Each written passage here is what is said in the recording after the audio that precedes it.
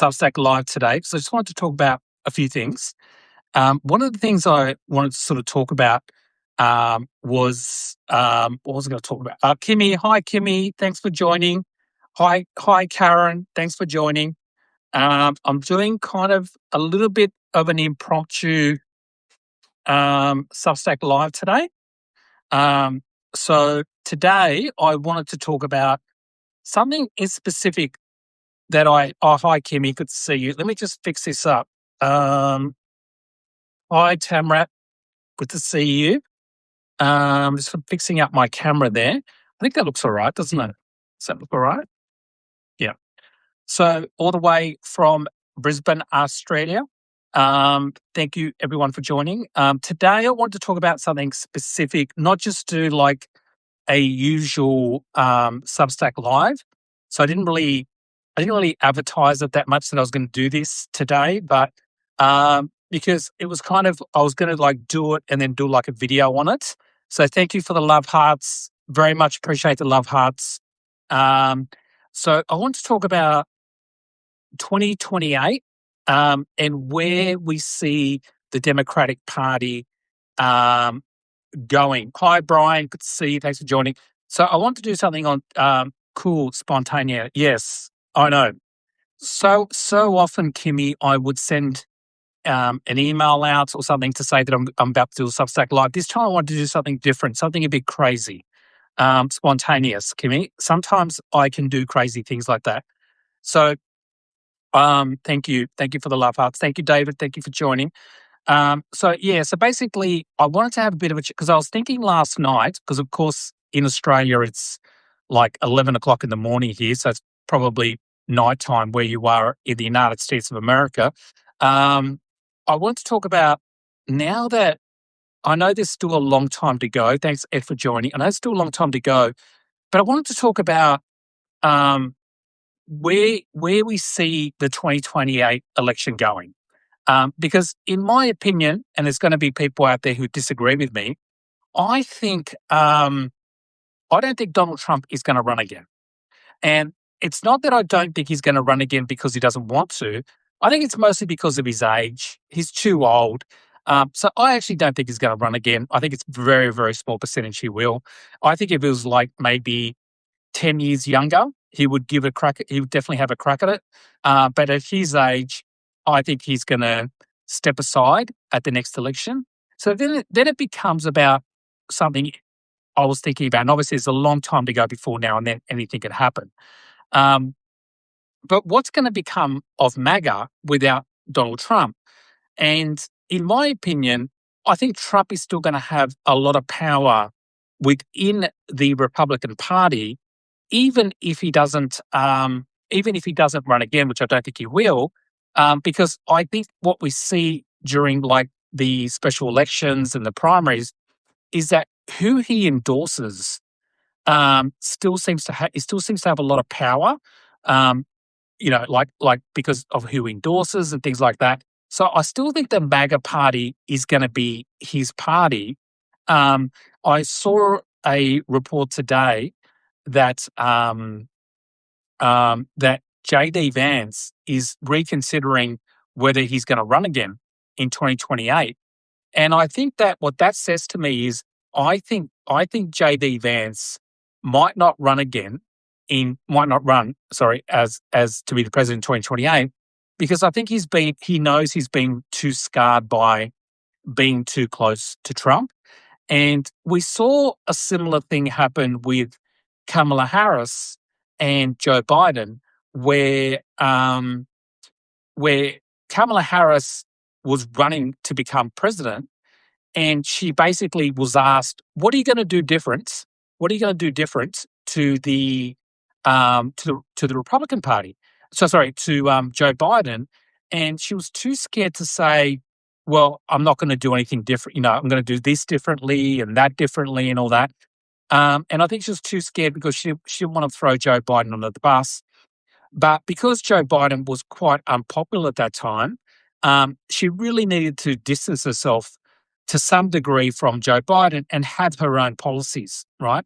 So I think JD Vance realizes that Trump is incredibly unpopular, and that because he has to come out all the time and basically agree with everything that Trump says, that because of that, I do think that JD Vance thinks that he's probably not probably going to win the primary, and or win the election. The other thing that could be happening is that behind the scenes, JD Vance might be having arguments with Trump, and therefore he knows that Trump is not going to endorse him. So anything could happen, but I think it says a lot that JD Vance is considering not running at the next election. I think that says a lot about how the people in the Republican Party are thinking. Marco Rubio, I think, would be one of the other ones. Marco Rubio, I think, could do a lot better because he's not considered. He's considered the um, more intelligent side of MAGA. So I think there's that. But, he's also the one who's been pushing all the wars with Iran and all that. So that's obviously going to scar him as well. So I think from the Democratic side, it would be good to see a Democratic Party that is more open to conversation, a Democratic Party that is um, not so much pushed by comms people and consultants and things like that. A Democratic people in the Democratic Party who are easy, who when you hear them talk, it doesn't sound like they've listened to like a whole bunch of you know um, consultants speak and all that sort of stuff. I think to and I've got to say this: it's a lot easier for MAGA, like people like Trump, to come across as, I would say, authentic is kind of a word, but I don't think it's like he's not authentic, but you know what I mean when I say authentic. But I think a lot of people, it's easier for Trump because he just comes out and lies. And when you just come out and just lie and tell stories about, made up stories and all this sort of stuff, and you do all that, it's a much easier to come across as, well, this guy's just winging it. He's riffing, he's doing that. You know what I mean? Because he has no restraints on what he says, and he doesn't care whether he's telling the truth or he's telling a lie. If you're part of the Democratic Party and you're being interviewed, sometimes you can come across as being less authentic or more sort of stilted in the way you talk because you're trying to think about what you're going to say. And when you say something, you want it to sound intelligent and you want it to be informed about it, right? But and that's sometimes a good thing, but unfortunately, in this new ecosystem or media ecosystem, you don't get rewarded for telling the truth. You don't get rewarded for thinking about what you're going to say. You get rewarded for sounding like a 15-year-old who's a YouTuber on 15-year-old or like, a streamer or whatever. So I feel like we live in a society where you're getting rewarded for the wrong things. And I think the online thing is that. Like, I know obviously there's nothing wrong. Um, there's nothing wrong with going on a podcast and talking for 2 or 3 hours, but you got to sound authentic when you do it. And I just think it's always going to be harder for Democrats to do it because we're more reasonable people, and because we're more reasonable people, and we're worried about lying, and we just don't want to say anything for anything safe. We're always going to come across as a little bit more stilted. I would make the argument that that's actually a good thing because I think some people are over Trump just lying all the time and just saying whatever he wants to say and all that sort of stuff. So I do believe that it would be good to have a Democrat who could communicate well on all different platforms, but he doesn't become Trump. We don't want a left wing version of Trump on that side of it. We've you know we've got to be, and I guess then it's to the Democratic Party, and this probably goes into another area, which is let's fix it up there. What is the left now? like, what is the left? Great question, Joe. Great question. What is the left? I'll answer that great question by Joe Thomas. The question is, what is the left? Not just in America, but also in Australia, Europe, and that, because the left and liberals, um, it's changing to what people think of it. People don't look at politics the same way they used to. Everything's been realigned. And what I mean by that is um, the biggest demographic change that we're seeing at the moment is between older generation and younger generation. So I know I've talked about this before, but I think this is going to be one of the most. Hi, Mary, good to see you. My fellow Aussie has arrived back. Um, and hi, Silver Springs. Thanks for joining. Thanks, Tamara Johnston. Thank you so much for joining, Tamara. Really appreciate that. Cheese souffle. No, souffle is a cheese souffle. June and July has joined. What an amazing day we're having today. So, June and July. Wow. Is that the name? Is that like your name, June and July? Wow. Where did you get that name from? That's interesting. Tamara, thank you so much for joining. Again, it's good to have you guys back again. Um, and for those who were around, what's matter are you? Thank you. Hi, Mary and Tamara. And for those of you who were on my late night Australian podcast the other night, I just apologise. Things got a bit weird. But anyway, what was I saying? Yeah, we're seeing a big divide at the moment, not just in America, but in Australia and the rest of the world. And that divide is not left wing, it's not right wing. Well, some of it is, but like the main divide is between older people and younger people. Um, hey, Joe, Tamara rhymes with Sahara. Oh, yeah. Tamara, Sahara. Yeah. Okay. Yeah. Oh, Sandra has joined. And Sandra has a photo again. Oh, wow. Sandra has a photo again. So she's coming back. She's Sandra's slowly coming back to herself. Labar Omnia has joined. Thank you so much. Thank you, Sandra. It's good to see you with a face again. Kathy Reinhardt has joined. What a great name, Kathy Reinhardt. Yeah, so I guess what I'm saying is hi, Dee. Thanks for joining, Dee. Amazing to have you back. But I guess what I'm saying is what we're seeing at the moment is, hi, Kathy. Good to see you. G'day. We're seeing a big divide at the moment between, I think sometimes people are not realizing what's happening. And in Australia, for example, and I think a lot of people in America would be surprised that it's always good to keep an eye on what's going on overseas. Now, I know there's a lot of crazy stuff happening in your own country in America, but when you actually pay attention to what's happening in, say, Australia, I've been checked out of the news the last few days, have no clue what's going on. Oh, well, Sandra, I'm not, that's good, Sandra. I'm not really talking about this particular Substack Live was a bit of an impromptu one. And I'm not really talking about what's happening in the news at the moment. It's more, this particular one is a special that I'm doing, and it's basically just based on what's happening in demographics around the world, and the 2028 election, and how I think political parties are realigning themselves. So pretty exciting stuff. But yeah, I guess what I'm saying is, wishing I lived in Australia versus USA. Yeah.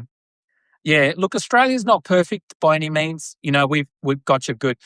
We've actually got in Australia, just so you know, even though we have a centre-left party in Australia in power at the moment, in the polling, there is a far right-wing party called One Nation, and she has now, in the polls, taken over as the second biggest party, right, and has basically eaten up the centre-right party. And I guess that's part of the reason I want to talk today about, was how we're seeing a realignment of politics around the Western world, not just in America, but in Australia, Europe. And it's actually good for, I think, Americans to know that you're actually not alone. We're here for you. No, we're here for you emotionally. We're here for you spiritually. We're here for you, well, kind of. But, we're experiencing similar things that you guys are experiencing. Yes, the right wing garbage is happening everywhere, unfortunately. Yes, it's so far away. We feel very isolated here, especially if you love to travel. Yes. Yeah, and I do love to travel. I do love to travel, Mary. I very much do. Um, and but yeah, so a lot of the things that you're experiencing in America is happening around other Western countries, and that's where far right wing parties. Hi, Laurel Fairchild. Thank you so much for joining. It hasn't been the same without you, to be honest with you.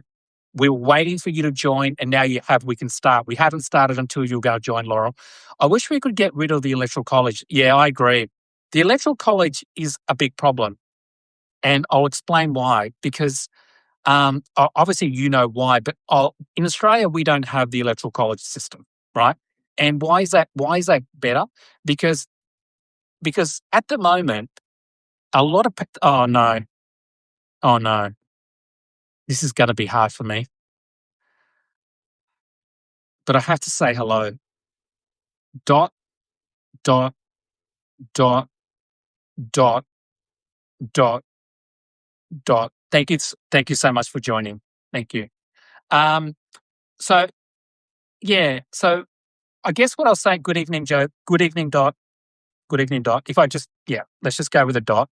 Let's just if you could change that. I mean, I don't mind calling you Dot. I mean, it's just counting. It's the counting of the dots because I don't want to. Like I think there's 6 dots, but there might be 7, and I hate the thought of not pronouncing your name correctly. It really does upset me. What was I saying again? Yeah, so basically, where dot is fine. Thank you. Thank you so much. I really appreciate that. Yeah, I really appreciate it. Because the thing is, Dot, is that you could, I know we spoke the other day about this. For those who you don't know, Dot didn't actually come up with this account. Someone else did it on her behalf. And this other person that did it on behalf of Dot's accounts just decided to, instead of just coming up with a name, just put dots in there. And this isn't Dot's fault because someone else did it. And it's something, and she doesn't know how to change it from the dots to an actual name. So again, I like it. I like it, but it does make it because I can't actually. How many can anyone count how many dots there are?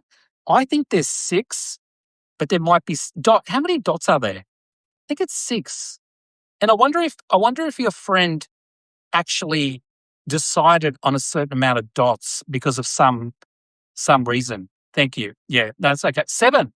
Oh my God, there's 7 dots, and I've been saying there's 6. Oh my God, thank you, Tamara. Oh my God, I have been mispronouncing your name for I have no idea. Okay, I have no idea. Okay, yeah, there's 7.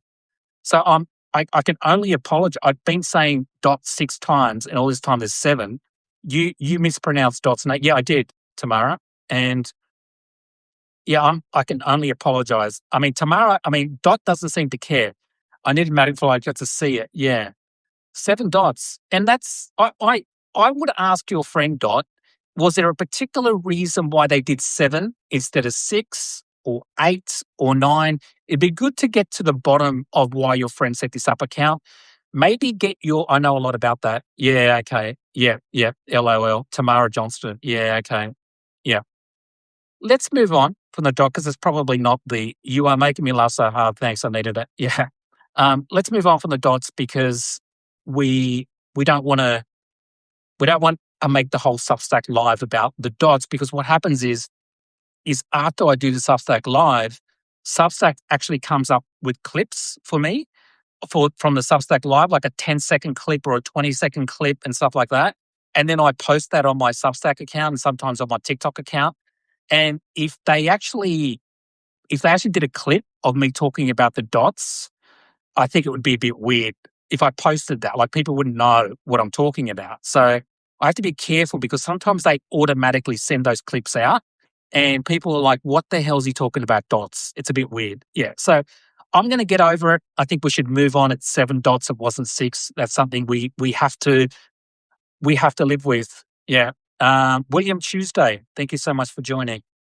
I think there's a June and July here as well. So yeah, where is Nibbles? Nibbles is in the other room having a rest. For those who don't know, Nibbles is my dog, and she's just having a little bit of a rest at the moment.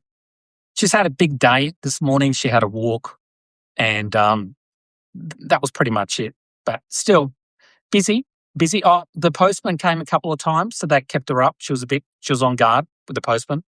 Yeah, so yeah, so she's had a busy morning this morning. Yeah, she loves you, and she sends her love, Kimmy. She absolutely sends her love to you. Um, so what was I talking about? Dots, and then somehow got onto dots. But yeah, so the political realignment. So cute, Nibbles. Yeah, yeah, yeah. Nibbles was named by my son when he was 5 years old because obviously she used to like nibbles and stuff like that. Right wing, growing something in the world. Yes. Yeah, growing something in the world. Yeah. Oh, yes, that's right. That's what I was talking. Thanks, Tamara. Um, Electoral college, yes.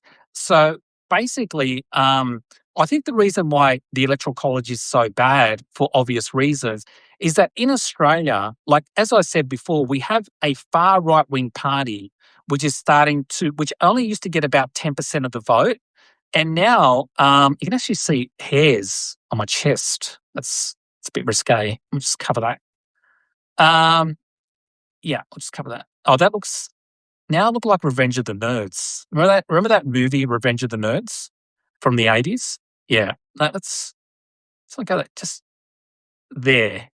I think that's more appropriate, isn't it? It's more appropriate. Um, so what was I? So dots. We went from dots. We went from dots, and then yeah. So electoral college. Electoral college votes. Why I think it's better not to have electoral college.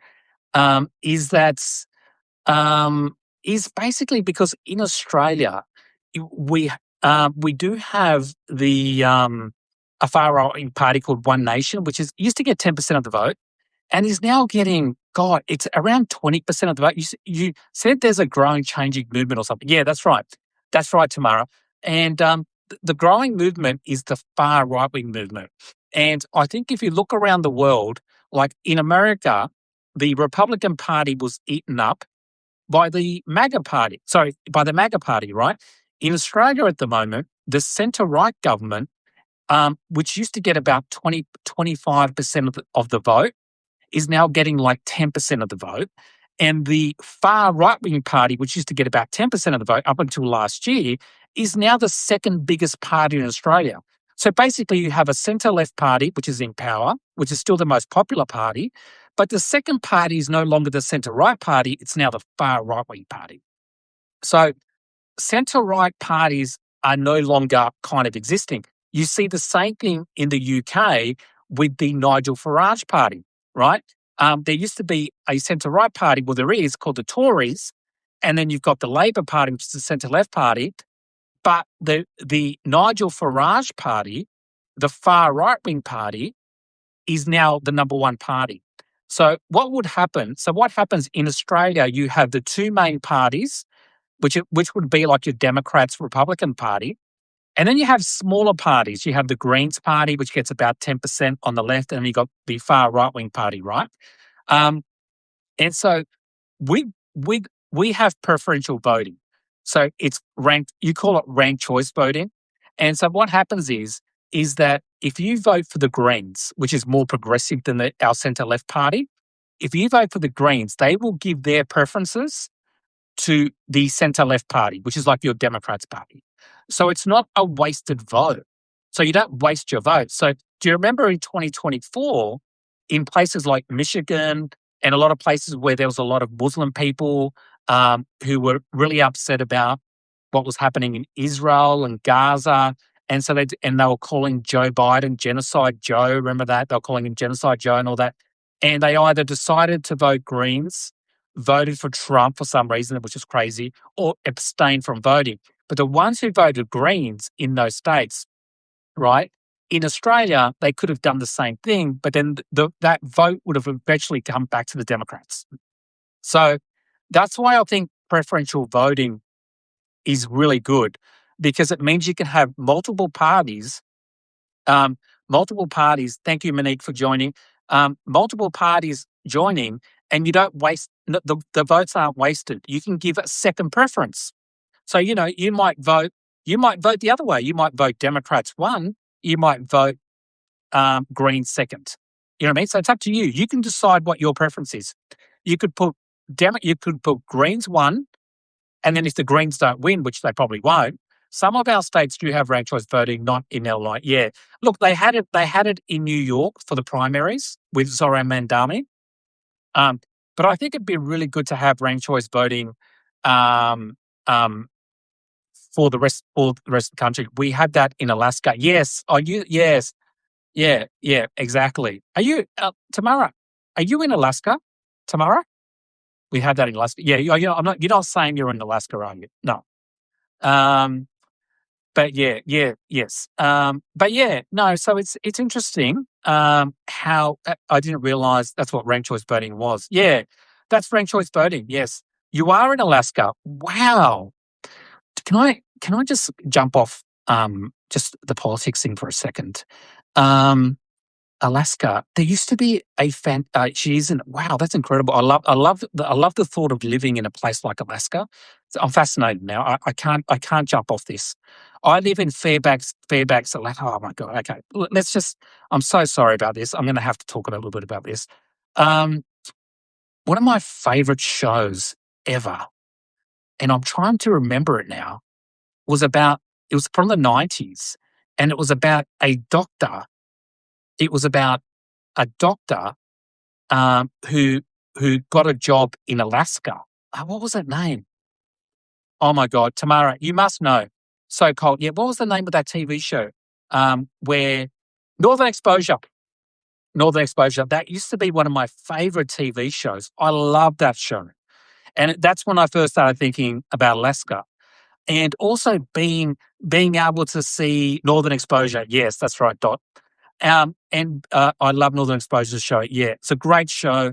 I don't know how that guy was such a cool, like a funny character. Northern Exposure, still watch it. Oh, great! It must be like the only show they show in Alaska. I could imagine it being like it's probably like in Alaska, Northern Exposure is probably like 24/7 all the time. I could imagine that. That's all you watch, nothing else.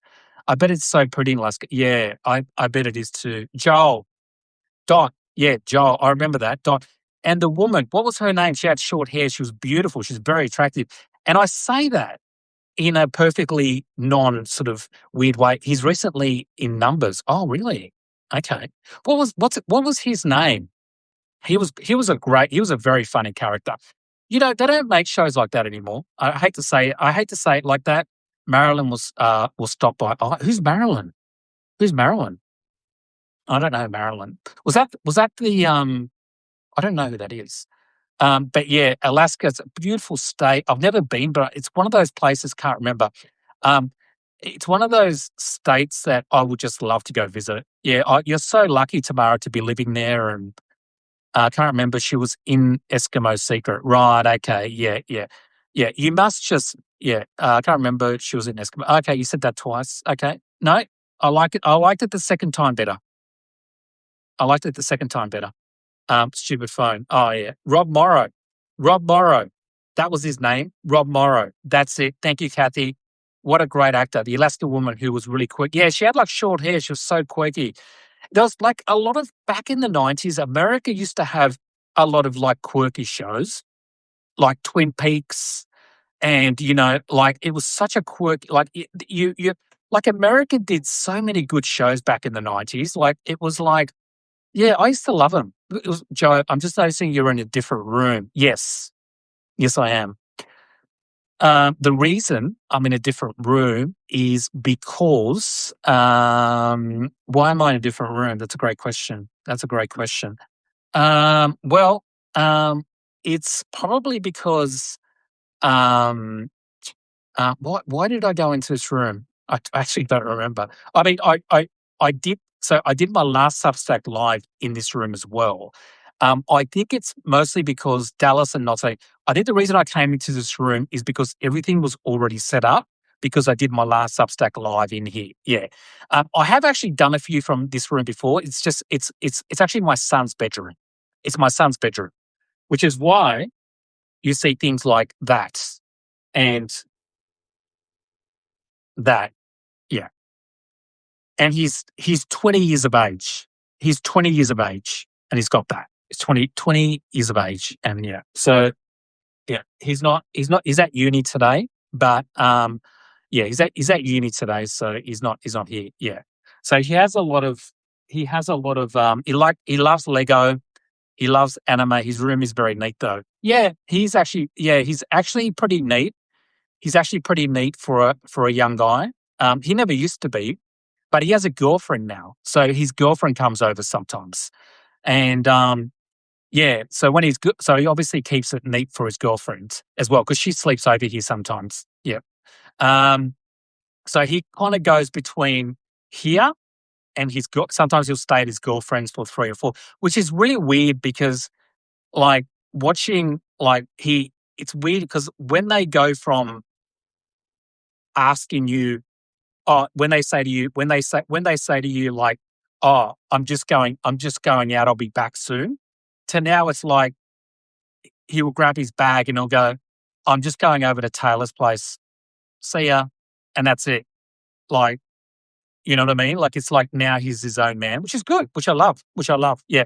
But it's just weird, that transition. And then we might not hear from him for a couple of days. And then he'll just suddenly pop in. I'll be back in a few days. Yeah. Sometimes he doesn't even say that. Sometimes he doesn't say, like, he'll just come back in a couple of days. But, we know he's at uni. He goes to uni and he works and stuff. So he's very busy and he's trying to fit in his girlfriend as well. And she's really good too because she's also at uni. So, yeah. So, they're both like, they study completely different. He's studying exercise physiology because he's obsessed with going to the gym. And she's studying like website design or something to do with the internet or something. Yeah. So, yeah. Anyway, what was I talking about again? That was Sandra's fault, asking me why I was in this room. That was a good question. Yeah, so I was talking about the Electoral College and how Alaska, yes, great place, great. And they also have, of course, like Tamara said, they have ranked choice voting in Alaska. And hi Phil, thanks for joining. And also you can see Russia. You can see Russia from Alaska too, can't you? Um, just from you open your door up and you could see Russia right there, which I think is great. Wasn't there a politician, Sarah Palin? Remember Sarah Palin? I think what is it? I think we should get rid of the parties altogether and make people try harder to earn our votes. Yes, good idea. Tamara, there's a growing movement of the right wing that's not being shown by mainstream media. And what is it? And you're going to explain how it's happened and say it stems from, and that's algorithm, social media, years of isolation. Yes, she said that. Yeah. Yeah. So I think what's happening is, yeah, that's a plus. Yeah. Sarah Palin, of course, is from Alaska, and but yeah, I guess what I'm saying is that I think a lot of what's happening at the moment has to do with a couple of things. One is social media, like Tamara said, but I think it's also the change in demographics. Up until 2 years ago, the biggest voting bloc in Australia of people who voted in Australia was boomers and people older than boomers. That was the biggest voting bloc in Australia. So, and also that's still the biggest voting bloc in America.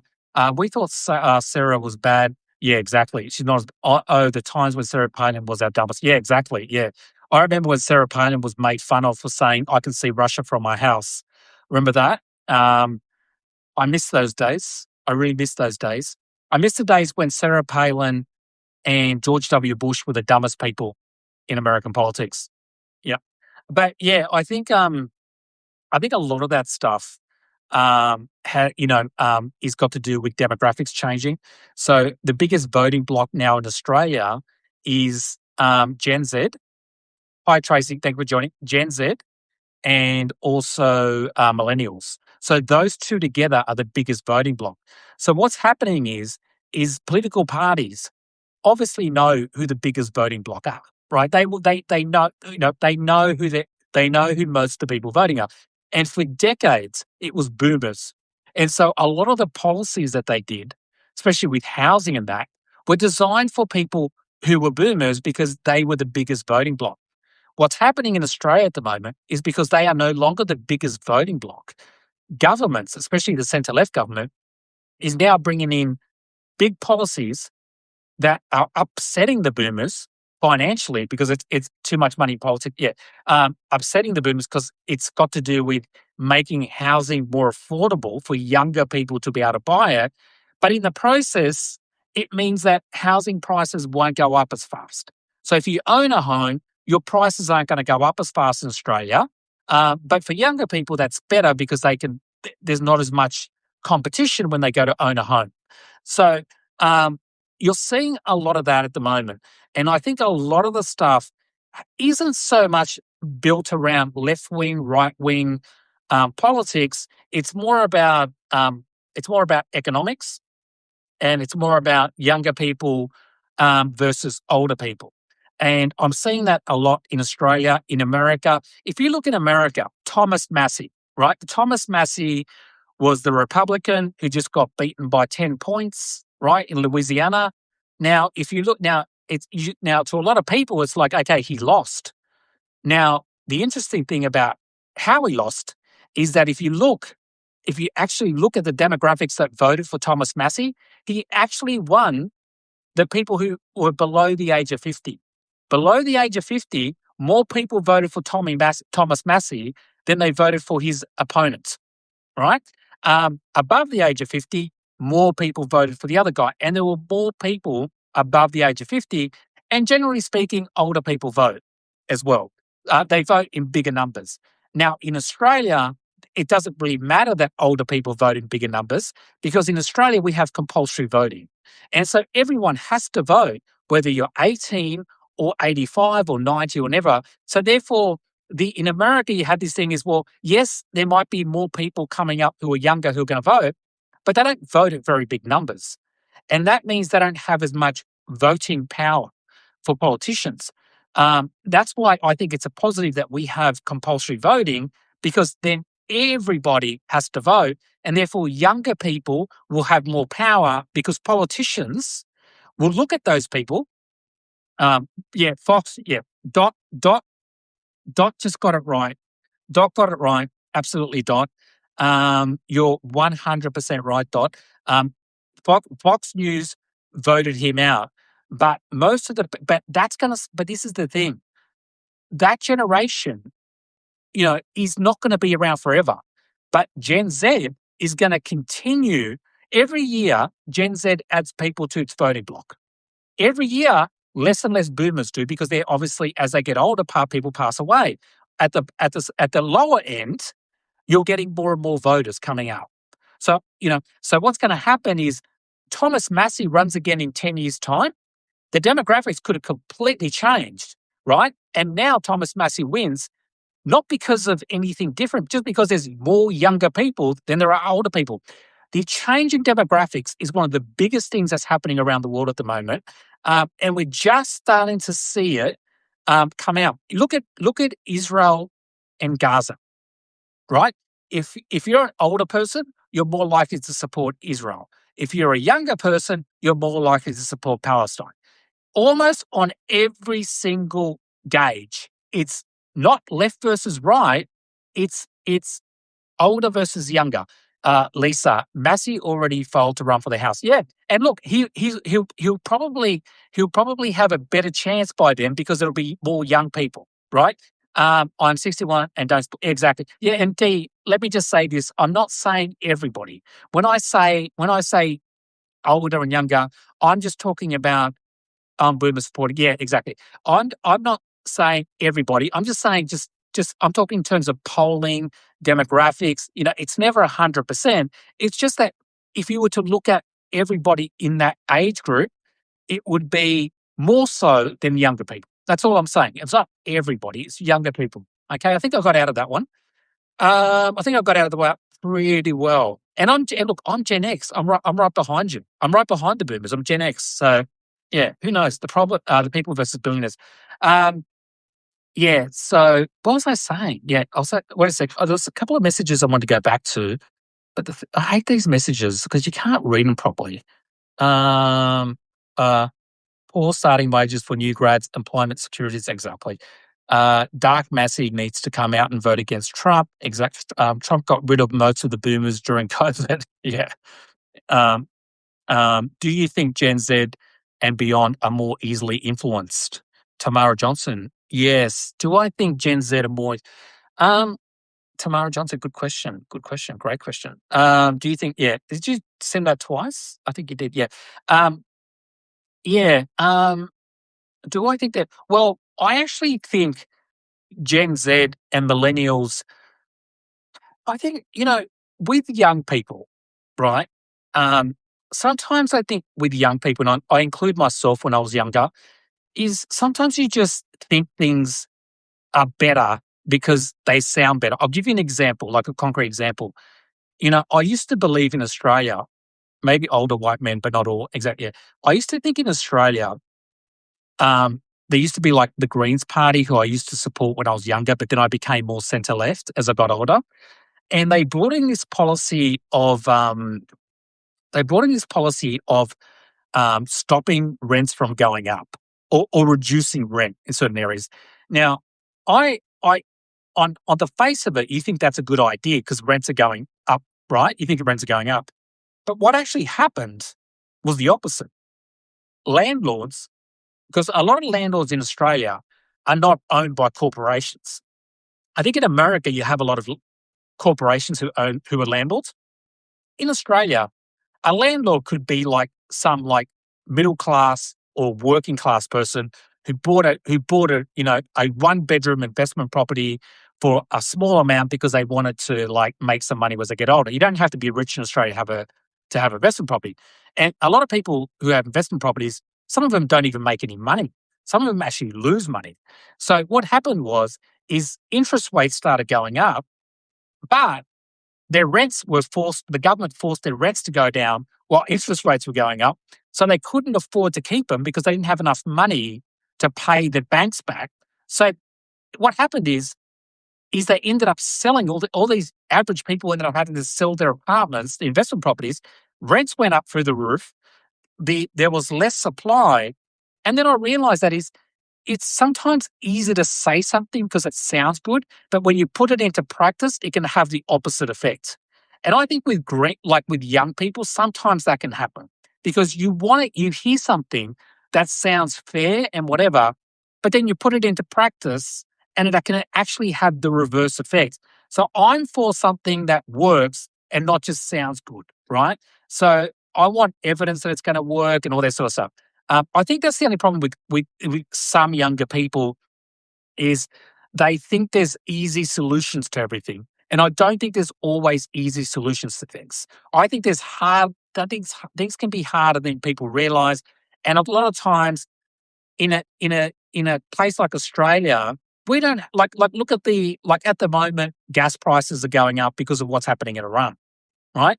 But in Australia, some people are having a different conversation. They're like, oh, it's the left wing folks, so right, and they're not even talking about the fact that America invaded Iran. And then they start talking about let's do this to solve it or let's do that to solve it. And so I just think but I think on the other hand, I do think younger people are better at navigating through social media. And what I mean by that is during COVID times, a lot of the conspiratorial people online were actually my generation, Gen X. Gen X was one of the biggest conspiratorial people out there when it came to COVID vaccines, lockdowns, and all that stuff. It was my generation. And a lot of the younger people were like, that's all bullshit. That's not true, bang, bang, bang. Because the thing is that some older people, right? Like rent control actually creates slumlords. Yeah, exactly, Tamara. Exactly. You've got to be look. If you're going to do something like that, you have to make sure that as you try to fix something up, you're not creating a worse problem. Yeah, that's all I'm saying. Yeah, you got to make sure you're not doing something, and you're not just doing it because you want people to hear it. Because I don't like when politicians will say, "Let's do this," like rent control. Let's do this, whatever it is, and then they do it because their base wants them to do it, but they know that it's probably going to make it worse, but they just do it because you've got to be able to stand, because the thing is a lot of average people, they don't have time to think about policy and the effects of policy and all that. So they just want to hear people tell them what they want them to know. And sometimes what they should say is, I understand what you're saying, but if we do that, it's going to get worse. And then that's how populism can sometimes happen. Populist parties come in and go, we're going to fix this, and that, and people go, great, and then they get into power, and it doesn't happen. Why doesn't it happen? Because you can't. It's not that easy. It's not easy to. I Most politicians, if they thought they could make something better, they would, because it's in their interest. But sometimes it's just not that easy, right? So I guess what was I saying? So I think centre left parties, um, centre right parties, um, a lot of times they have to deal with reality because they're the ones who get into power. And when you get into power, you actually have to make decisions. When you're a populist party who's maybe on the fringes of the left or the right, most of the time they don't get voted in. So they can say whatever they want. You know why? Because they're not going to get voted in. And therefore, they will never put into practice whatever thing they've said is going to fix up the problem. What do you think of Bernie, AOC, and Jasmine? I like Bernie. See, the thing is, does Australia have a minimum wage? Ours is 7 hours. How's young people expect it? Yeah. Our minimum wage is $25 an hour for adults, and I think it's about $17 or $18 an hour for younger people above the age of 16. Yeah, so that minimum wage is crazy.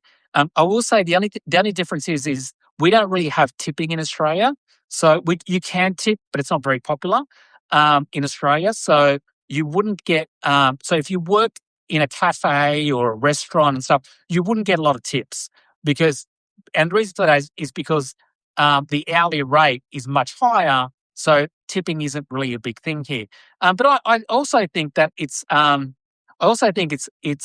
good thing because I think a lot of people feel awkward around the tipping thing. Like, I don't know, like people like, would you rather just your waitress or waiter get paid better, and then you're not having to sit there and like try to so yeah, I mean, I tip when I go out, but most people in Australia, when they tip, they're tipping for nicer restaurants, nicer bars, not like if you just go to like a pub or a bar, most people don't tip.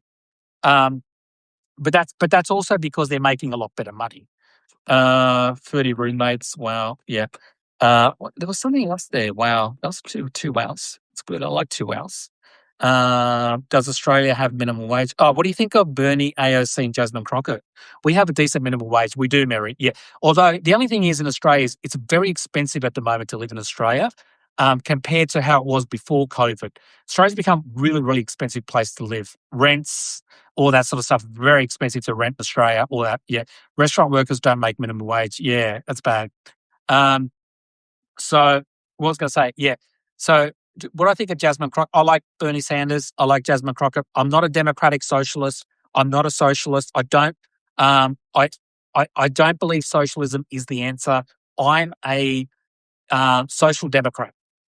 Denmark, yeah. I'm like Denmark. I believe in what Denmark has, Australia has, Sweden has, the UK has, Canada has. I believe in that. I think capitalism, unfortunately, is the best thing that we have out of all the situations. But I don't believe capitalism unfettered is a good thing. I think it's an awful thing. So I think you have capitalism to create the pie.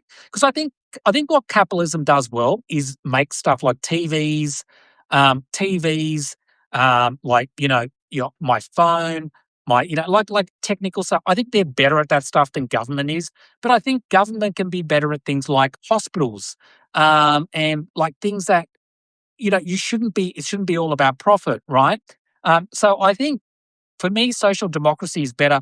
Now, Bernie Sanders is a democratic socialist. So that's more socialism than I would generally like but, you know, how socialist are they? What am I missing? Well, they call themselves democratic socialists. Here's the thing, right? Here's the thing. Like Zoran Mandami is a democratic socialist.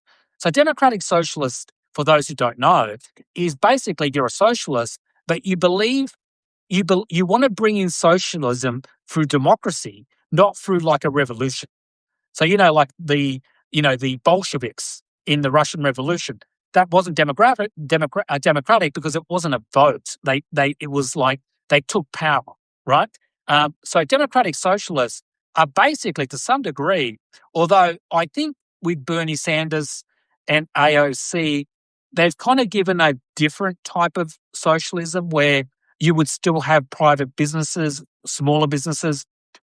Um, Capitalism works when you have competition to regulate those situations, competition fees. We need our government to step up, like with electric, and need our government to, yeah, yeah. And look, I think it's about. I actually agree. I think competition is really good. The government should force competition in the marketplace because I think more competition is better.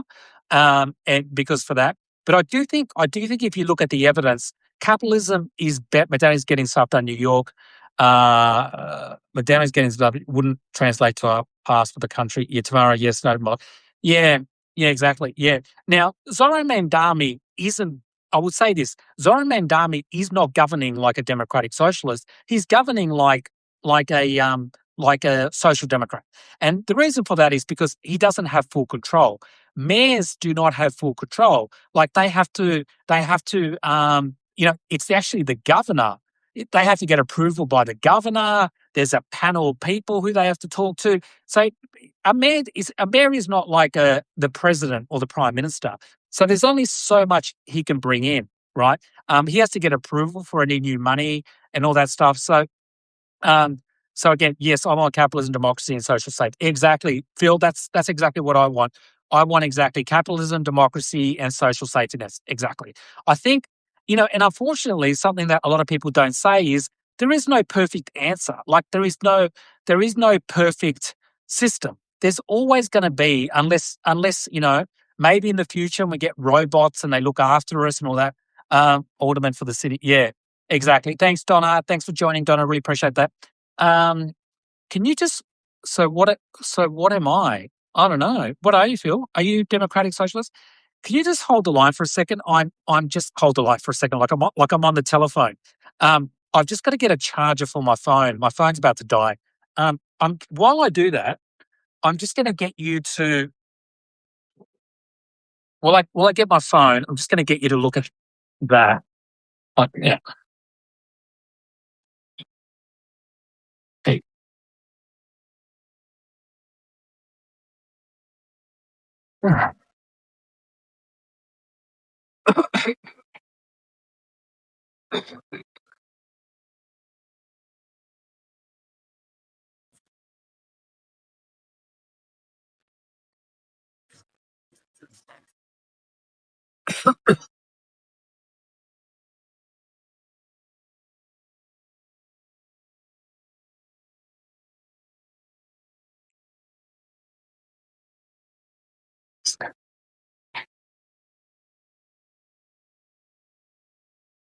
Okay. There you go. That's okay. That's fantastic. Sorry about that. My phone was about to die.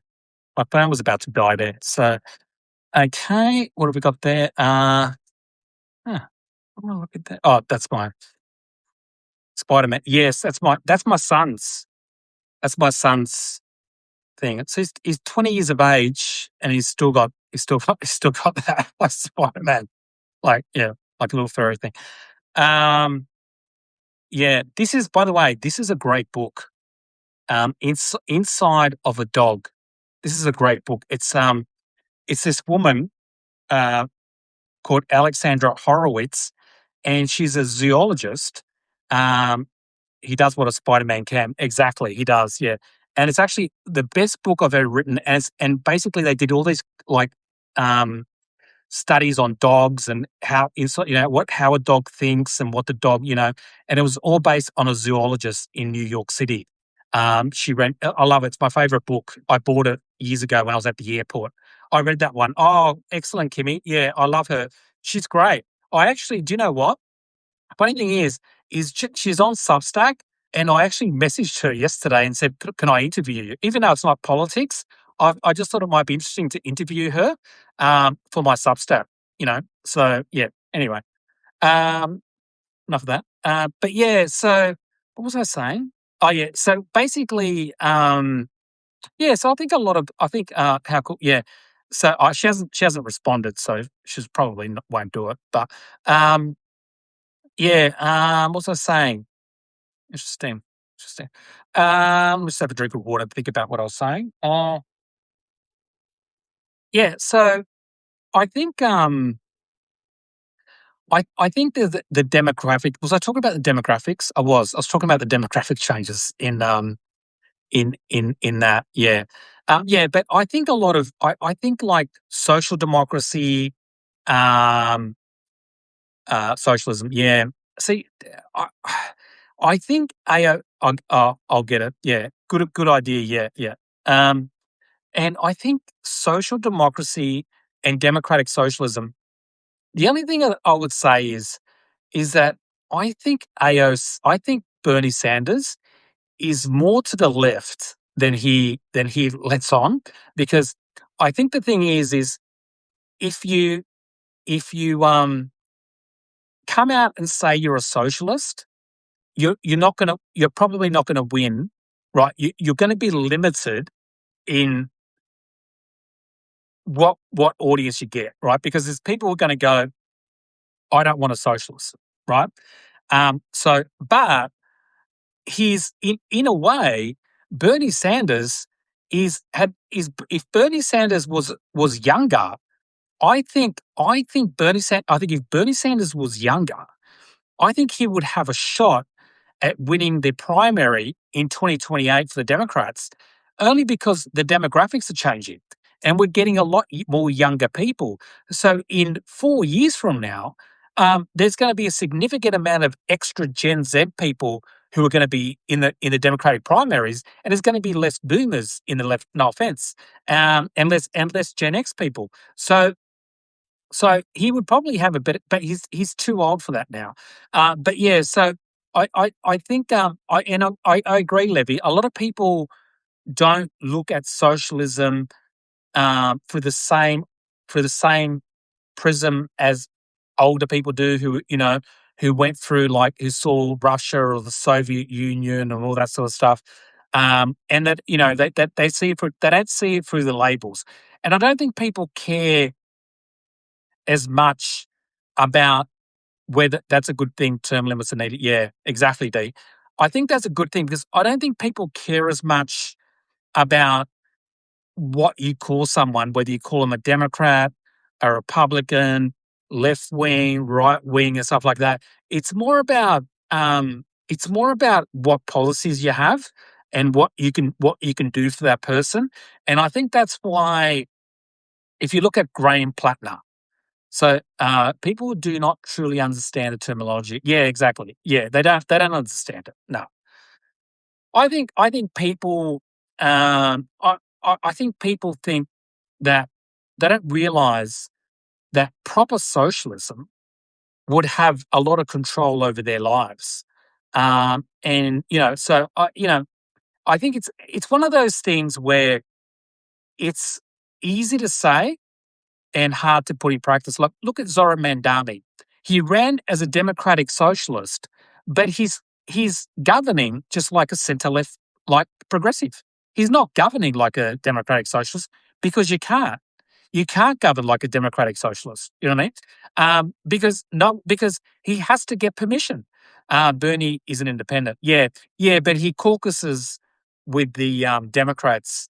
Um, but yeah, I think, I don't know, like, for me, I think the problem with populism, whether it's on the left or on the right, is when they get into power, they when they get into power, they always end up governing like a centre left or a centre right party to some degree. Maybe a little bit more progressive, maybe a bit more right wing, right?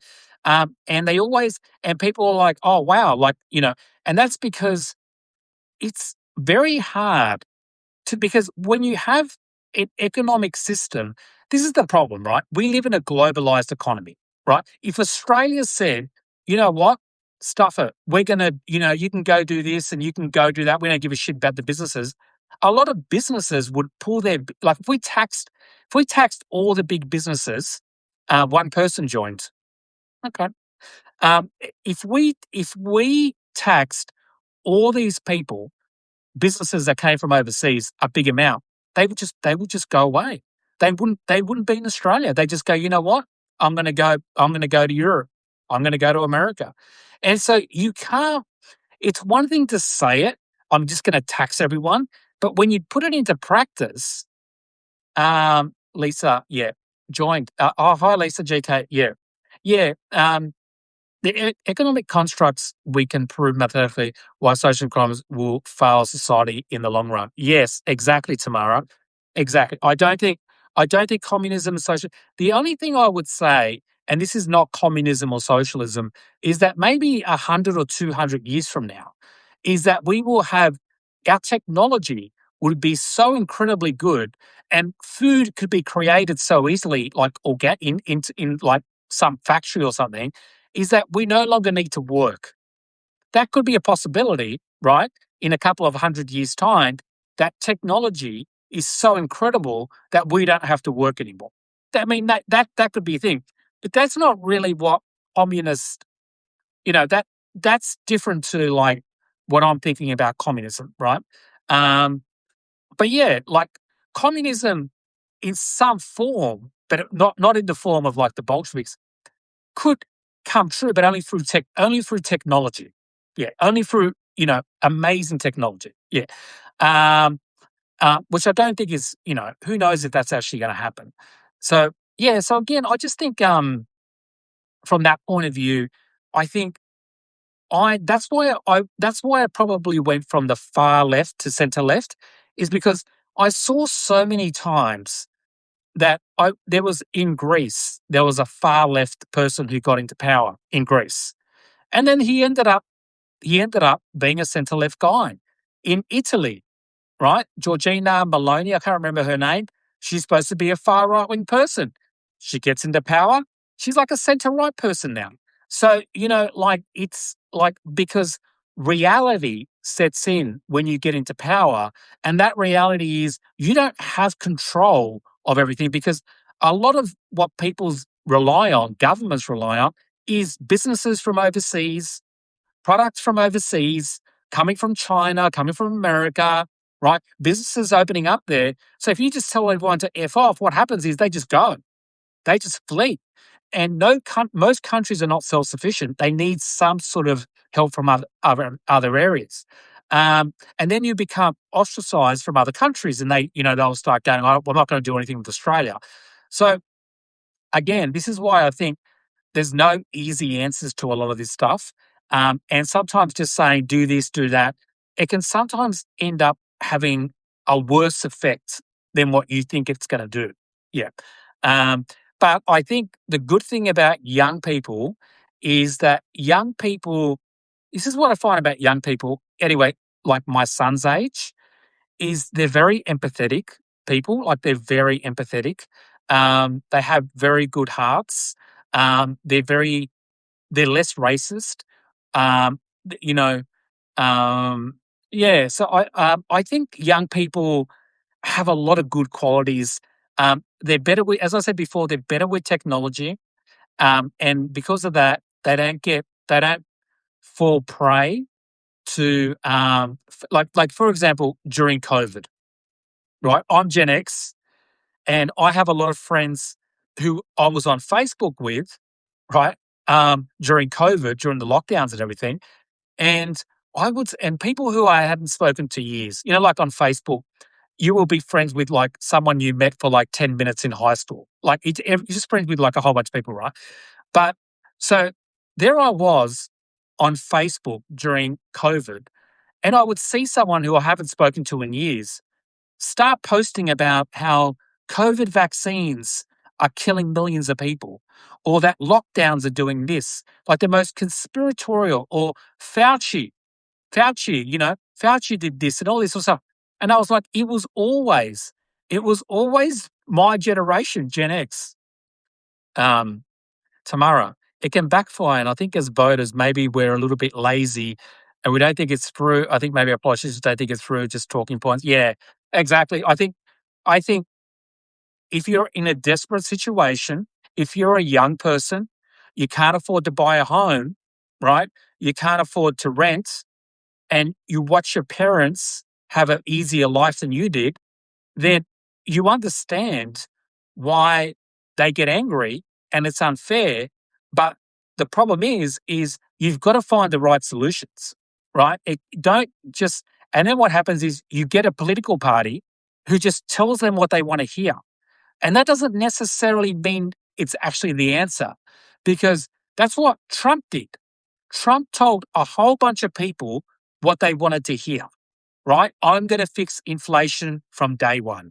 I'm going to stop the wars from day one. I'm going to do this and I'm going to do that. It gets into power, none of it comes true. Many people I work with didn't believe in the vaccines. They are older than you. Yeah, right. See, the thing is, exactly, I think the thing is during COVID is, a lot of these people I found who didn't believe in the vaccines and all that stuff. Um, yes, he did. He does nothing but lie. This may be the first generation who will not do better than their parents. Exactly, Dot. Exactly, Dot. And you know, you're exactly right, because a lot of this generation don't actually feel like they're going to do better. And the only ones who will maybe be okay are the ones who have parents who own property, right? Because and like myself and my wife, we own property. I own 50,000 house. No, I only own this place. It's like a unit, like a small unit. But but you know, at least when I pass away, my wife does, my son will have a home. And but there are a lot of parents who are still renting at my age. I know people my age still renting, in their 40s, still renting, right? So you have a lot of this. So what, they can't pass anything on to their children.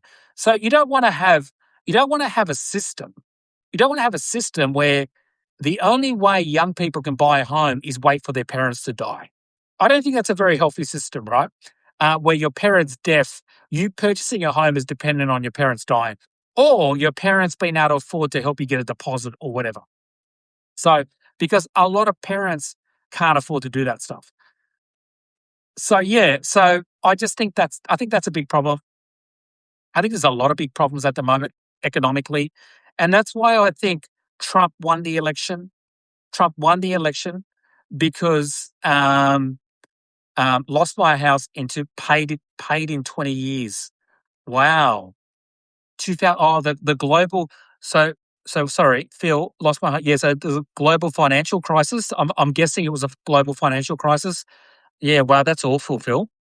I was 60 years old before I owned the first home ever in my life. Yeah, so sorry. Yeah, exactly. I agree with what Dot said. Um, Yeah, yeah, exactly. And look, that's an awful story. Yeah, and so I think and actually, I think a lot of this stuff happening after the global financial crisis. I think the global financial crisis actually set this in motion, and then COVID seemed to make it worse, because I think what happened during COVID, yes, Bank of America tricked us into resign. Oh wow, so you couldn't, so Phil, you couldn't sue them, or I guess you couldn't do anything about it, could you? Wow. Can I ask, Phil, did you end up buying another place, Phil? Were you able to, or maybe not? Yeah. But yeah, no. Wow. Yeah, see, and this is the thing, right? I think the thing is that GN, long day. Thanks, Joe. Thank you. Thank you. GN, gotta go. What's GN mean? What's GN? Gotta go? GN. What does GN mean? GN. I don't know what that means. Yeah, so I think owning a home, good night. Oh, good night, of course. Of course. I knew that. I was just joking. I was joking. I was joking. Good night, Sandra. Thank you so much. Yep, thank you. We rented for 17 years. Now we just bought a house. I'm 63. Wow. Wow. Yeah. Yep. That's incredible. Um, and the thing is that I think I think I think housing should be I think housing should be like something that um I don't know, it's if you have a home, it kind of feels like everything else can't be as like it's like the worst thing. Insecurity about a home, I think, is the worst thing.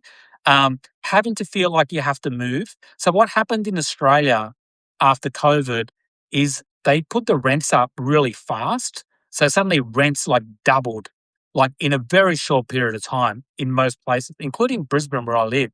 And so your landlord would like ring you up after your lease is over. Like, you might sign a 1 year lease and say, "Oh, well, um, would you like to sign again for another year or two?" And then you go, "Well, yeah, okay, but we're gonna increase it. We're gonna increase the rent by $100," and they really increased it by a lot in a very short period of time. And so what people did is they went, "Well, I can't afford that," or they don't want to pay that, so they go somewhere else. And then moving home, and that's a real pain. Like trying to move home, it's expensive to move and all that sort of stuff. And I think like for me, I think governments should try to make it should be the one thing in your life where it's not the biggest. Yeah, housing is not the biggest stress because if you feel comfortable in your home, then everything else that can happen to you can seem less severe. Do you know what I mean? Like because thinking that you don't have somewhere to live or having to go live with someone else or whatever, that's not the worst thing. I feel like the housing thing is the one of the worst things that can happen to someone.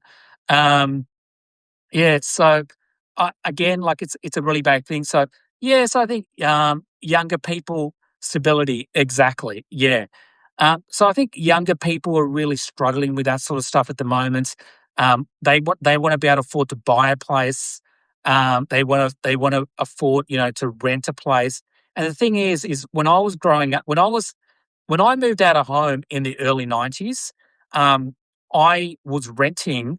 I was at university. I was renting. I was living with my girlfriend at the time. We both moved out together. She was at university. Both of us were living together at the time. And we were able to buy like a condo, like not buy, rent a condo or a unit near the university, and we could still have a decent life. But now there's no way my son, who's 20, could live out of home and go to uni and work. It wouldn't have enough money. So they have to live at home. So they don't have as much independence as they used to. Young people are not as independent, because they have to stay at home for longer periods of time. And I couldn't wait to get out of home. I was like, as soon as I turned 18, I was like, I want to get out. And I didn't even have a bad home life. I wanted my independence. Um, so yeah, so it's one of those things now where young people are really struggling, and I think this is going to be one of the biggest issues in America and around the world is housing, whether it's paying rent or trying to afford a place. And I really feel like that there's a really good selling point here for Democrats. HOA fees climb unexpectedly and outrageously on top of more. Yeah, I really feel there's an opportunity here for the Democrats in America to grab this problem and talk and do a policy. Like I'm talking about 2028, and do a policy about building homes, like building homes, like trying to get more supply in there, making it easier for young people to afford a home. Maybe bringing in a policy that makes it easier for young people to get a home. but increasing supply, I think, is really important too, because you want to have supply. The other thing is about, I think younger people don't want to start out small. They expect to start where their parents are now. Yeah. Um, yeah. And I think, I think very hard to make sure this house paid off. So when I die, nothing else my son will have. Yes, that's good. Yeah, that's good tomorrow. Exactly, Dot. Dot. Exactly, Dot. Yeah. And yeah, so, you know, like Dot said before, no, like it's basically, it's I think if the Democrats came in with a policy of building, because I think the Democrats have a problem with working class people. And it would be really good to see the Democrats regain the working class vote again, like they used to have, because I think it's really important to win it. Because a lot of the working class areas in America are in the red states, in the swing states, and so I think it'd be a good way to get. And I think a good policy, I've said this before, is to the Democrats to have a strong policy of building homes, homes, homes, homes. We're going to build homes, right? And it's not only about getting more supply for people who are renting or people who want to buy, but it's also about the people who build the homes, because working class people build homes, plumbers, electricians, right? Carpenters, all that. So then you're creating more work for working class people as well. Democrats work so much harder for us than Republicans. Yeah. The only thing with Democrats is Democrats are not very good at messaging, right? How is it possible that the working class people thought Trump was more of a friend to them than Democrats were? And I think that happens through messaging, because somehow, somewhere along the line, Democrats, center left governments around the world became the establishment party, and the centre right parties became the anti establishment parties, right? And I think that's because we now agree they are all for message. Thanks, Karen. I think now is that they need to stop messaging like they're talking to children. And I think sometimes Democrats do talk to people like they talk to children. And I think that can be off-putting for some people. I think the culture wars thing is something the Democrats have stopped doing, which is great. Have to run, giant powers. Thank you, Kimmy. Thank you so much for joining. If you could say good night to Dot, that would be great, because I think Dot deserves it. So again, I just think that, I think the Democrats really need to get some proper messaging in there, to do with that sort of stuff. Republicans dominated the radio first, and now they own the television networks. Good night, Dot. That's better. Yeah, I like to see that. Yeah.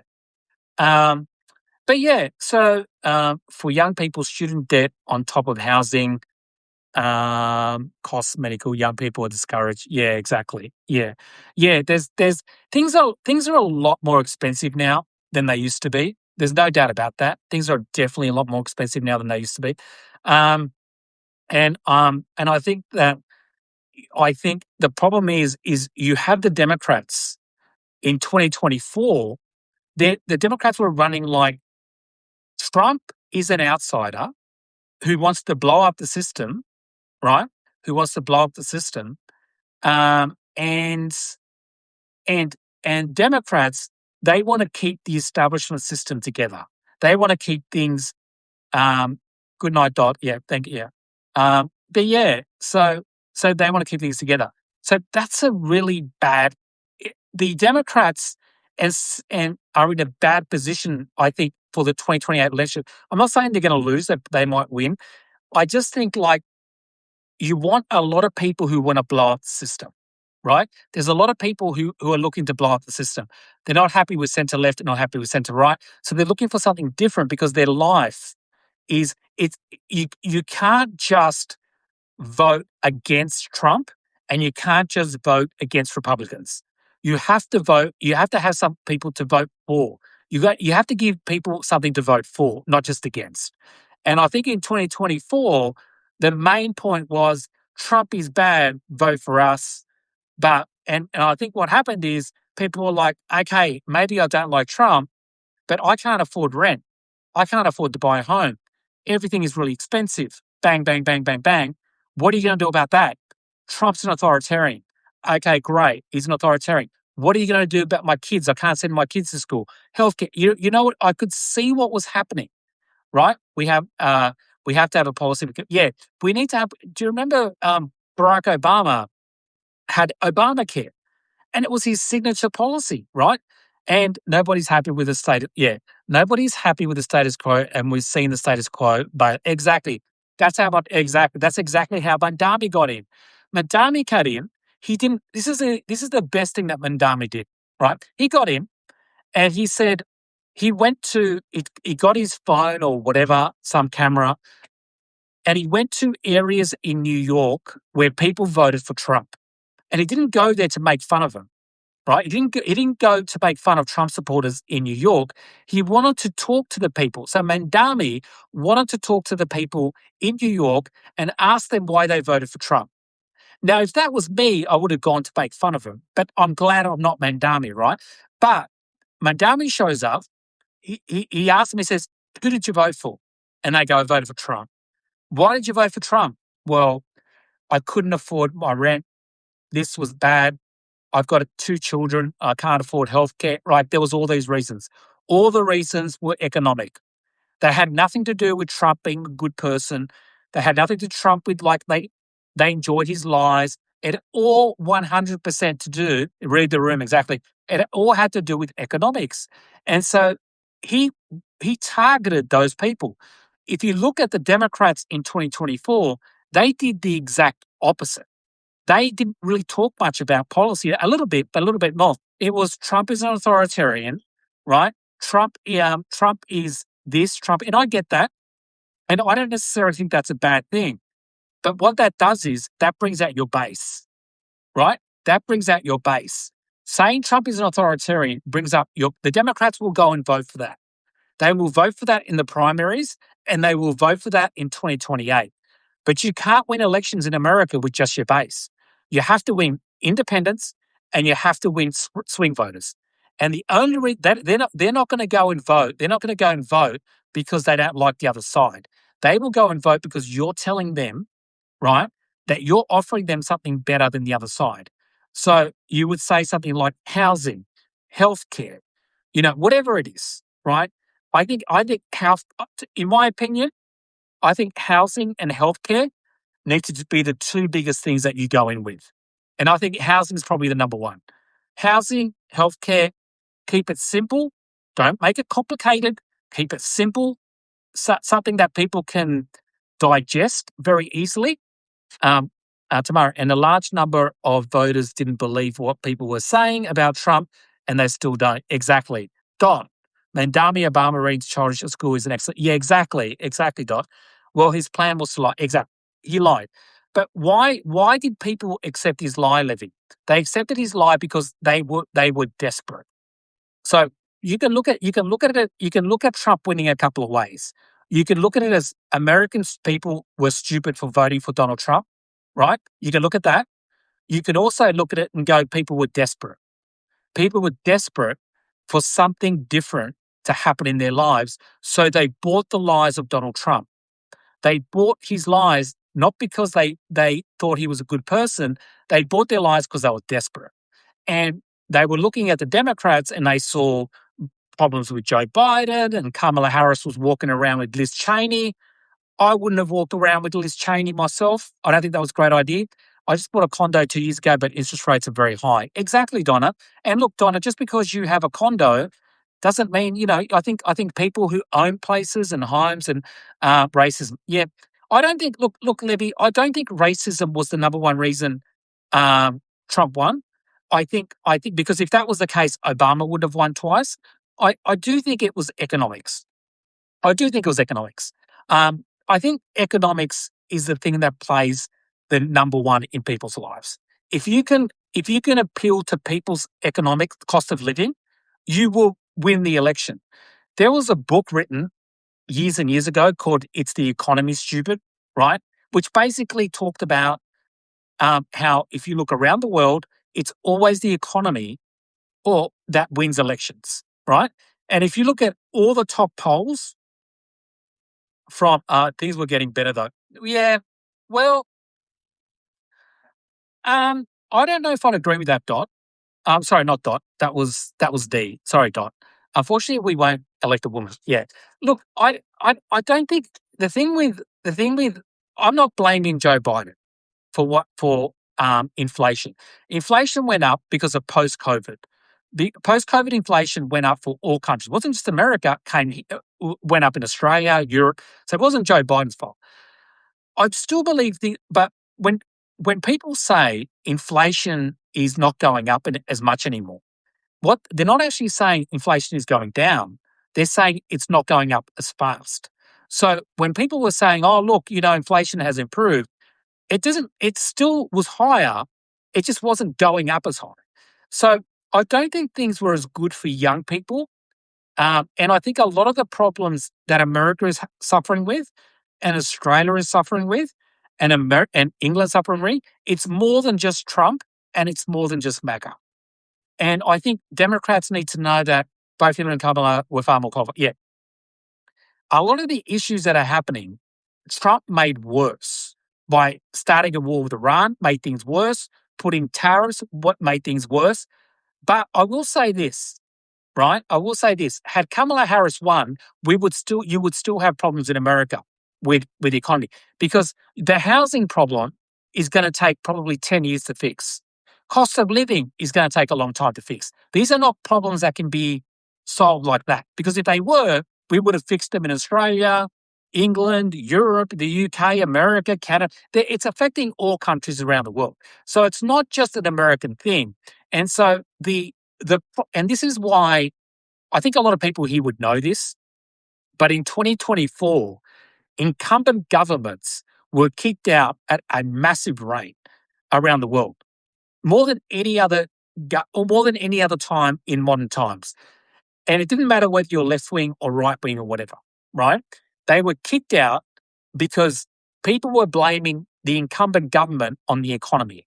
So if you were in power and things were getting expensive, you blame whoever was in power, right? It happened to Joe Biden, Kamala Harris, and now it's happening to Donald Trump. There is a trap here, though. There is a trap, because even if Democrats get in, the cost of living crisis is not going to get solved. I guarantee you, it's not. It's bigger than Trump. It might improve a little bit, but homes aren't suddenly going to become cheaper. It's a more structural system. He didn't win by much. Many people didn't. But yeah, exactly. Yeah. So the problem, the Democrats have to come in and they have to show that and be realistic about things. Because I think part of the problem with Trump is Trump lied so much. Trump came in and he said, "I'm going to stop inflation from day one." Like, nobody could do that. Not a Democrat, not a Republican, not a Green. Nobody can stop inflation that quickly. It doesn't work that way. So he lied to people. And I think that's what's going against him at the moment. It won't improve. The big bad bill will have people out on the street. True, apathy, another gut. Yeah. So I think the only downside, there is an incumbency thing at the moment around the world where it's a great thing to win an election, but it's also a bad thing to win an election. Because as soon as you win an election these days, you suddenly get blamed for everything that's going on while you're in power, even if you caused it. And it might be external factors that have caused the problem, but you'll get blamed for it because you're in power. The other problem is that people don't pay attention to politics like they used to. In the old days, we would all go home at 6:00 at night and we'd all watch the same news, right? You're right. We have to end the roller coaster ride we've been on since, exactly, catch 22, exactly. Everyone used to go home at night and watch the 6:00 news. Now there's a whole bunch of people who don't pay attention to politics. And these are mostly swing voters, and they don't vote Democrat or Republican. They vote based on their everyday lived experience. So Mark Carney seems to be taking Canada right. Exactly, yeah. So it's based on everyday lived experience.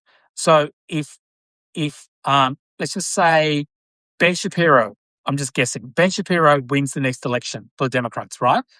Um, and then inflation doesn't go down as much as people thought it would. What's going to happen is all those people who don't pay attention to politics are going to, they don't care who's in power. They don't care whether it's a Democrat, Republican, Josh Shapiro, anybody. All they care about is who's ever in power right now is at fault for what's happening to my life.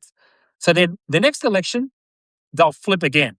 They'll vote Republicans, then they'll vote Democrats, then they'll vote. And we're seeing this around the world. You're seeing this around the world where a party will get blamed for what's happening right now. Then they flip it to the next party. Then the next party comes in and then nothing changes. Well, we'll have to try the other person. And then what happened is people got sick of going left and right, left, centre right. And now they're going, let's try the more extreme parties. And that's what we're seeing at the moment. People went centre left, centre right. That didn't work. Their lives still were harder. So what options did they have? They decided to go for the MAGA party, which is more extreme. In Australia, One Nation, which is an extreme party. In the UK, the number one party in the UK right now in polling is the far right wing Nigel Farage Reform Party, right? So what you're seeing is people had tried left and right. This is not happening. And so they've gone for the left. It's like they're doing a Hail Mary. It's a Hail Mary. I don't even think they know that. I don't even think they think that this is going to work by voting for extreme party. But it's a Hail Mary. They've gone, you know what? What have I got to lose? What have I got to lose? Let's blow up the system. And it creates worldwide securities that even markets can't rely on governments to be stable for longer than 4 years. Exactly. Yeah, exactly right. And so I think, as I said before, in this day and age, one of the worst things that can happen to a political party is get voted in. I know it sounds crazy, but it's actually true.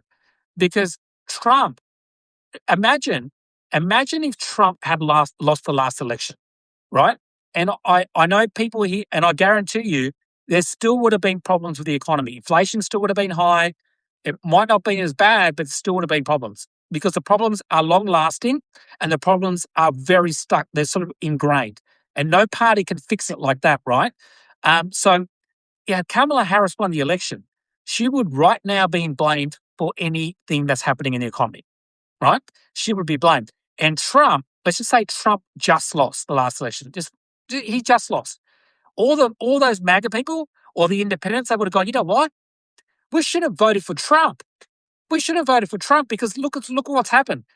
That's what's happening all the time now. There is like a vicious cycle that we go from, whoever is in power becomes, it's the status quo. Yeah, whoever's in power is to blame. And it's not a left wing or right wing. It's a incumbency thing. And so because Trump won, so you could say these two things. The best thing that happened to MAGA is Trump winning.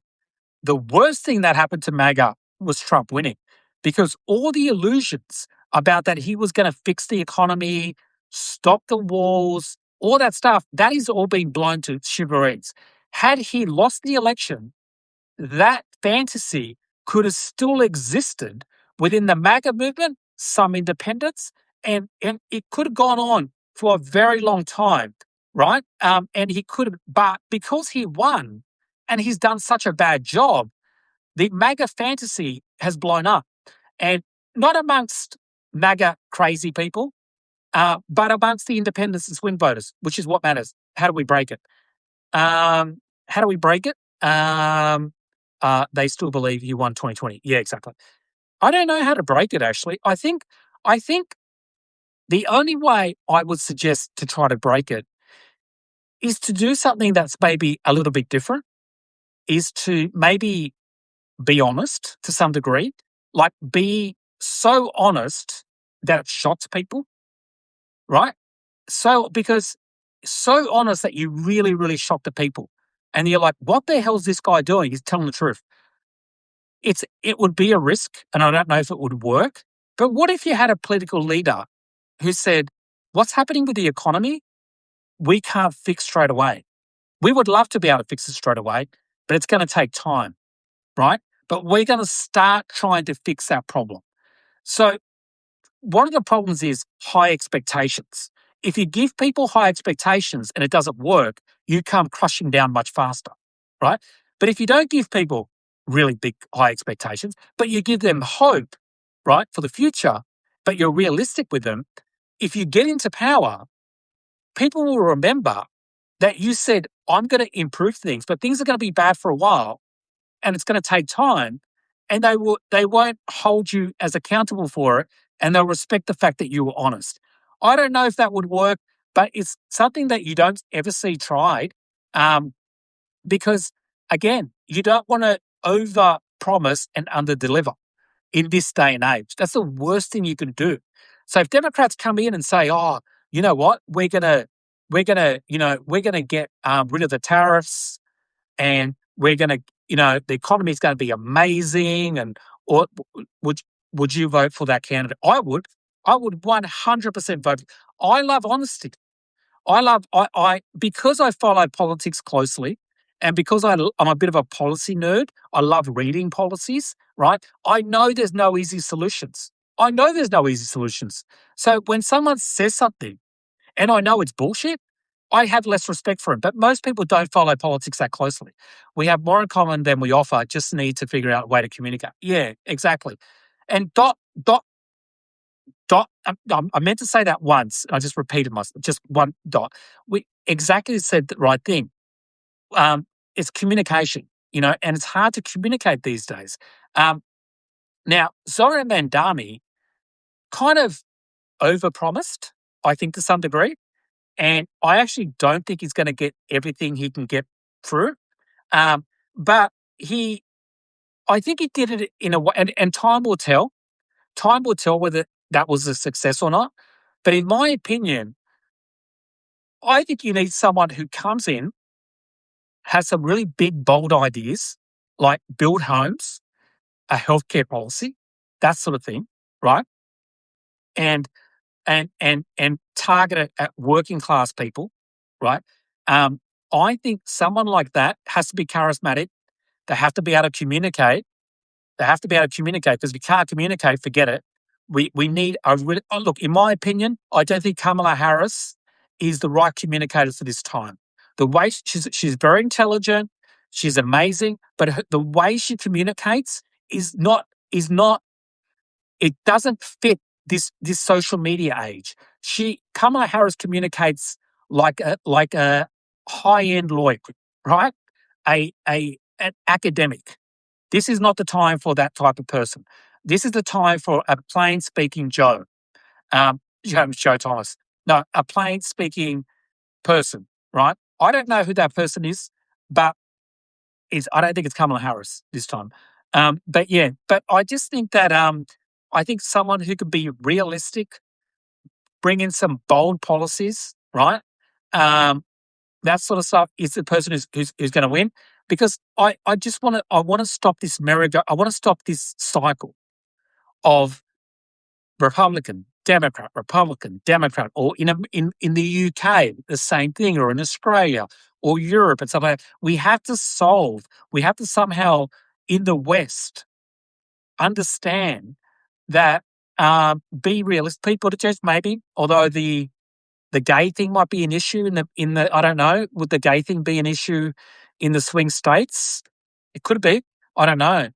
Maybe not. I like people to judge, but I just think that the gay. I don't know. Maybe people don't care. I don't know. But he's definitely a great communicator, and the great thing about Pete Buttigieg is that he will go to more so, yeah. He will go to a lot of those, like Fox News.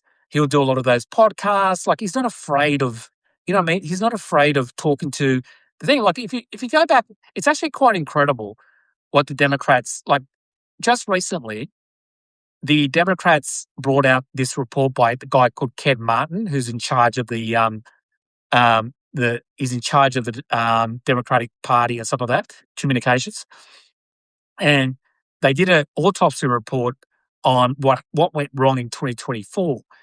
And I got to say that one of the things they never talked about in that report was the fact that Kamala Harris and the Democrats they were appearing on MSNBC, CNN. It's like you're preaching to the converted.